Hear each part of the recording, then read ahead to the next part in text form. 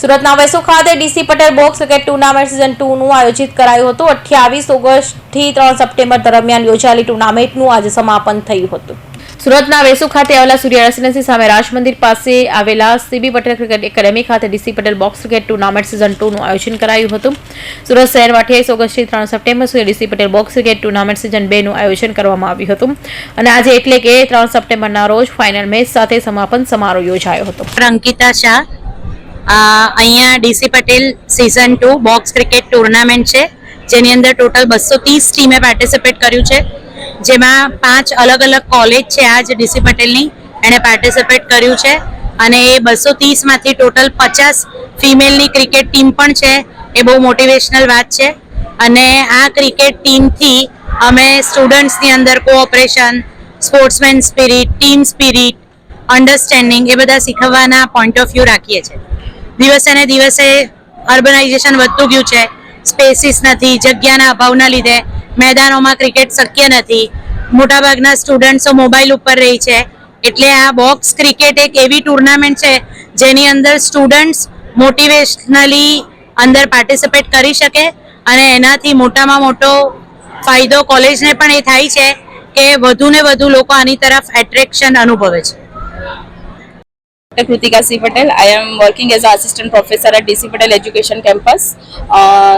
અમારી આ tournament DC Patel champions trophy તારીખ 26 ઓગસ્ટના રોજ સ્ટાર્ટ થઈ હતી અને 6 દિવસ ચાલી હતી। આજે એમનો ફાઇનલ ટુર્નામેન્ટ છે।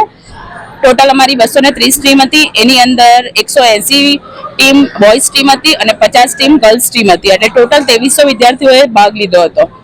અને મેઇન ઓબ્જેક્ટિવ અમારી ટુર્નામેન્ટનો એ છે કે આજના જમાનામાં છોકરાઓ મોબાઈલની પાછળ વ્યસ્ત રહે છે અને એમાંથી અમારે એક નવું પ્લેટફોર્મ અમે લોકોએ ઊભું કર્યું અને એની અંદર છોકરાઓ સ્પોર્ટ્સમેનશિપ પ્લસ ફિઝિકલ હેલ્થ અને એ બધું સારું રહે એના માટે અમારા ચેરમેન શ્રી દ્વારા બોક્સ ક્રિકેટ ટુર્નામેન્ટનું આયોજન કરવામાં આવ્યું છે। માયસેલ્ફ વૈશાલી દિંડોલીવાલા, હું સીબી પટેલ કોમ્પ્યુટર કોલેજની અંદર આસિસ્ટન્ટ પ્રોફેસર તરીકેની ફરજ બજાવી રહી છું। ડીસી પટેલ ચેમ્પિયન્સ ટ્રોફી જે 2 વર્ષથી રમાઈ રહી છે તેમાં હું કમિટી મેમ્બર તરીકે કાર્યરત છું। અમારી મેઇન ટુર્નામેન્ટનો ઉદ્દેશ્ય એ છે કે હમણાં મોન્સૂનની સિઝન છે તો છોકરાઓ બહાર રમી નથી શકતા, આખો દિવસ મોબાઈલ લઈને બેસી રહી છે, તો એ લોકોનામાં સ્પોર્ટ્સમેનશિપ કંઈ વિકસે એના ખાતર અમે ક્રિકેટ ટુર્નામેન્ટનું આયોજન 2 વર્ષથી કરી રહ્યા છીએ। આ વર્ષે અમારી પાસે ટોટલ 230 ટીમ છે, જેની અંદર ટોટલ 2300 છોકરાઓ ભાગ લઈ રહ્યા છે। અમારી ક્રિકેટ ટુર્નામેન્ટ 28 ઓગસ્ટથી શરૂ થઈ છે।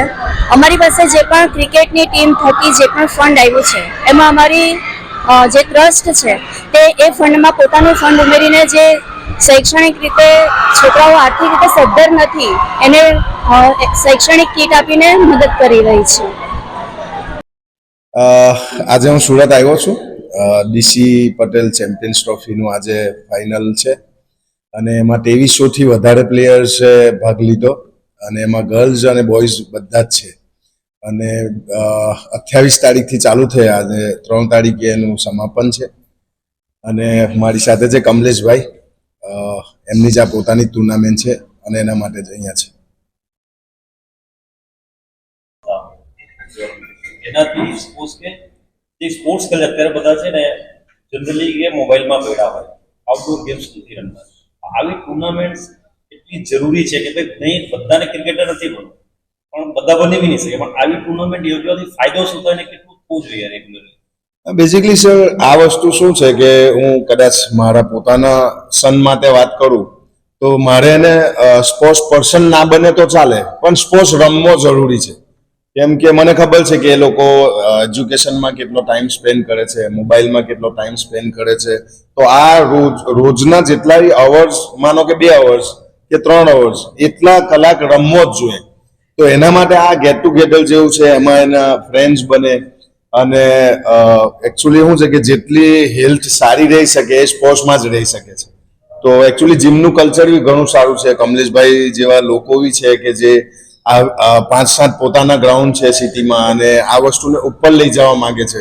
તો મારું પર્સનલ થિંકિંગ એ જ છે કે ગ્રાઉન્ડ અને જીમ્સ, ક્લબ હાઉસીસ જેટલાય બને એમાં વસ્તુ વધારે પડતી થવી જોઈએ, જેથી છોકરાઓ મોબાઈલ ટીવી એને છોડીને આઉટફિલ્ડમાં આવે. સ્પોર્ટ્સ જે છે લાઈફના ચેલેન્જીસ સાથે કઈ રીતે જોડાયેલા છે? લાઈફમાં ઘણા બધા ચેલેન્જીસ આવતા હોય. બસ મારું પોતાનું એક વસ્તુ મારા પોતાના પર્સનલ લાઈફ પર કહી શકું કે સ્પોર્ટ્સ પર્સન ક્યારેય આત્મહત્યા કરતો નથી. તમે જનરલી જોયું હશે કે સ્પોર્ટ્સ પર્સન સુસાઇડથી બહુ દૂર હોય છે. રેર બને છે, હું ના નથી પાડતો કે, પણ 0% ચાન્સ છે કે એવરી ડે હાર અને જીત વચ્ચે જે માણસ રહેતો હોય એને ચેલેન્જીસથી બહુ ફરક નથી પડતો, ઓછો ફરક પડે છે. હું એમાં પોતાની જાતને મૂકી શકું છું.